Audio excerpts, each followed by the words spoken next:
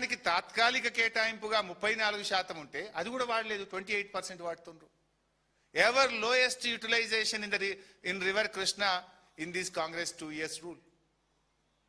అంటే కాంగ్రెస్ పాలనలో కృష్ణానది జలాలు సరిగా వాడరు, గోదావరి జలాలు సరిగా ఉన్న సిస్టమ్ను ఎత్తిపోయారు. అన్లెస్ బీఆర్ఎస్ పోరాడితే తప్ప దేవాదుల మోటార్లు అనగావు, కాళేశ్వరం మోటార్లు అంతకంటే అనగావు. పోనీ తెచ్చిన ప్రాజెక్టుల అనుమతులు కూడా పోయే పరిస్థితి, అంటే ఉన్న గోషి కూడా పోయేటట్టు ఉందిగా.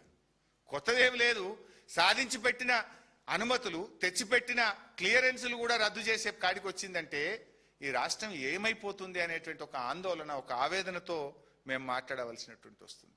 చేయాల్సిన పనులు చేయరు, వెకిలి మాటలు వెకిలి చేష్టలు తప్ప ఒక్కటైనా సరిగా చేసేటువంటి పరిస్థితి లేదు. ఇన్ఫ్యాక్ట్ సమ్మక్క బ్యారేజ్ ఇందులోనే ఎజెండాలో ఇవేమో 7 ప్రాజెక్టులు రద్దు చేసింది 18.3.6 ఎజెండా, ఇంకోటి 18.3.7 నెక్స్ట్ ఎజెండా దాని తర్వాతది. దీంట్లో ఏమంటారు, సమ్మక్క బ్యారేజ్కు ఎట్టి పరిస్థితుల్లో అనుమతులు ఇవ్వద్దు, ఇది రద్దు చేయాల్సిందే అని. ఇందులో ఇంకేమంటారు కింద లాస్ట్కు దీంట్లోనే, granting clearance to Sammakka Sagar project in this situation would be a direct violation of GWDT award and would cause negative impact on the Polavaram irrigation project and Godavari Delta system, Dhavaleshwaram, and results in huge deficit flows to the downstream projects in the territory of Andhra Pradesh. Samakka Sagar ku anumati iyaddu, అనుమతిస్తే మా పోలవరంకు నీళ్లు తక్కువైతాయి, మా Godavari delta సిస్టమ్కు నీళ్లు తక్కువైతాయి అని వాళ్ళు Andhra Pradesh బెట్టుడు GRMB ఎజెండాలో ప్రతిపాదించు. ఇక్కడ ఇంకో ఇంపార్టెంట్ పాయింట్, మీరే ఏమంటున్నారు, గోదావరిలో నీళ్లు చాలా ఉన్నాయి, గోదావరి నీళ్లు సముద్రం పాలవుతున్నాయి, మేము గోదావరి బనకచెర్ల కడతాం, గోదావరి నల్లమల్ల సాగర్ గట్టి నీళ్ళు తీసుకుపోతాం, కావలసిన నీళ్లు ఉన్నాయంటున్నారు. అంటే మీ కోటాకు మించిన నీళ్లతోని గోదావరి నల్లమల్ల సాగర్ కడతామంటారు.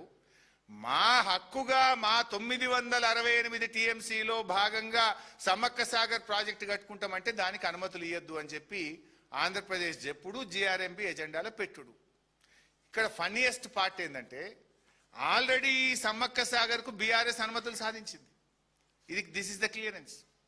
సమ్మక్క సాగర్ ప్రాజెక్టుకు 47 TMCలు కేటాయిస్తూ కేంద్ర హైడ్రాలజీ విభాగము 25/8/2022 నాడు సమ్మక్క సాగర్కు 47 TMCల నీళ్లు కేటాయిస్తూ ఆనాటి కేసీఆర్ గారు ప్రభుత్వం అనుమతులు సాధించింది. కేసీఆర్ సాధించుడు, రేవంత్ రెడ్డి ఇడిచిపెట్టుడు. ఆనాడు 7 ప్రాజెక్టులకు అనుమతులు తెస్తే అవి రద్దు కావాలంటారు. ఇప్పుడు సమ్మక్క సాగర్ ఎందుకు, ఈ సమ్మక్క సాగర్ ఎంత ఇంపార్టెంట్ అంటే, SRSP స్టేజ్ 2 ఆయకట్టుకు నీళ్ళు వస్తలేవు. మా దాయకరణ కాన్సెన్స్ అనలే ఉంటుంది, మహబూబాద్ అనలే ఉంటుంది, మహబూబాద్ కూడా అనలే ఉంటుంది, డోర్నకల్ కూడా అందులోనే ఉంటుంది. SRSP స్టేజ్ 2 4 లక్షల ఎకరాలు.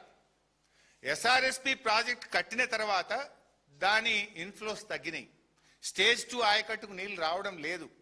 అందుకోసం 4 లక్షల ఎకరాల SRSP ఆయకట్టుకు సమ్మక్క సాగర్ నుంచి వాడుకుంటాము. అదేవిధంగా రామప్ప పాకాల 40,000 ఎకరాలు, గ్యాప్ ఆయకట్టిన్ ములుగు నియోజకవర్గము, అదేవిధంగా drinking water for Warangal district అని 47 TMCలు ప్రతిపాదిస్తూ ఆనాడు బీఆర్ఎస్ పంపింది. దానికి కేంద్ర హైడ్రాలజీ విభాగము 2022లో అనుమతి కూడా ఇచ్చింది. మేము అనుమతులు తెచ్చినాం. ఈ కాపీ మీ అందరికి కూడా ఇస్తాను, ఏ రోజు అనుమతి వచ్చిందో.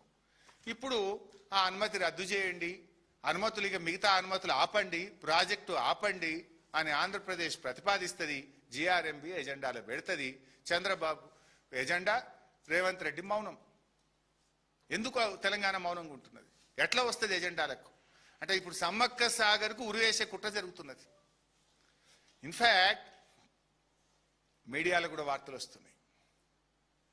3 ముఖ్యమంత్రులు కర్ణాటకలో కలిసిన తర్వాత సమ్మక్క సాగర్ ప్రాజెక్టును ఆంధ్రప్రదేశ్ వదులుకోమన్నదని, దానికి మన రాష్ట్ర ప్రభుత్వం ఒప్పుకున్నది అనేటువంటి వార్తలు మీడియాలో వస్తూ ఉన్నాయి. దీనికి రేవంత్ రెడ్డి సమాధానం చెప్పాలి. మీ 3 ముఖ్యమంత్రుల మీటింగ్లో సమ్మక్క సాగర్కు 47 టీఎంసీల నీటి వాటాను, మన రాష్ట్ర వాటాను వదులుకోవడానికి మీరు ఒప్పుకున్నారా? ఎందుకంటే ఆల్రెడీ మీరు కర్ణాటక మీటింగ్ జరిగిన తర్వాత, తుంగభద్ర గేట్ల ఓపెనింగ్ ప్రోగ్రాం తర్వాత అనేక వార్తలు మీడియాల్లో వచ్చినాయి. 47 టీఎంసీలు వదులుకుంటున్నారు అని వార్తలు వచ్చినాయి.